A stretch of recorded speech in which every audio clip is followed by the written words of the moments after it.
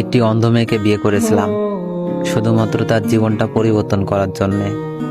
চেয়েছিলাম আমার ভালোবাসা দিয়ে ওকে পরিপূর্ণতা দিব, বুঝতে দিব না সে অন্ধ। বেশ ভালোই যাচ্ছিল দিনগুলি। একদিন হঠাৎ আমার সেই অন্ধ বউ বলে উঠল, স্বামী, আমি এই পৃথিবী দেখতে চাই আমার চোখ দিয়ে, তোমার হাত ধরে এই পৃথিবীর বিভিন্ন স্থানে যেতে চাই। তার এমন কথায় উত্তর দিয়েছিলাম, চিন্তা করিও না, তোমার মনের ইচ্ছা আমি পূরণ করব। এইভাবে 3-4টি বছর কেটে যাওয়ার পর সিদ্ধান্ত নিলাম, আমার একটি চোখ আমার বউকে দান করব, যাতে সে পৃথিবীটা দেখতে পারে। যেই কথা সেই কাজ।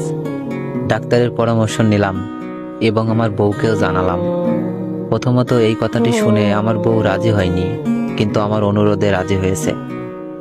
এর ঠিক 2 মাস পরে একটি হাসপাতালে ভর্তি হলাম এবং আমার একটি চোখ আমার বউকে দিলাম। সুন্দরভাবে অপারেশন হলো। এরপরে বেশ ভালোই যাচ্ছিল দিনগুলি।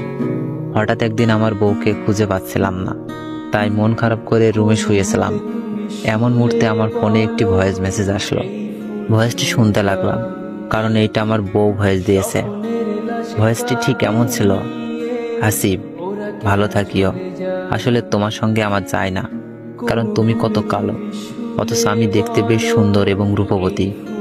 সত্যি বলতে আমি একটি ছেলেকে ভালোবেসে ফেলেছি এবং তার সঙ্গেই পালিয়ে এসেছি। আমাকে ক্ষমা করে দিও, আল্লাহ হাফেজ। ভয়েসটি শোনা মাত্রই হাসিব নিস্তব্ধ হয়ে যায়। বুঝতে পারতেছে না এখন কি করবে। হাসিবের হাত পা যেন থরথর করে কাঁপতেছে।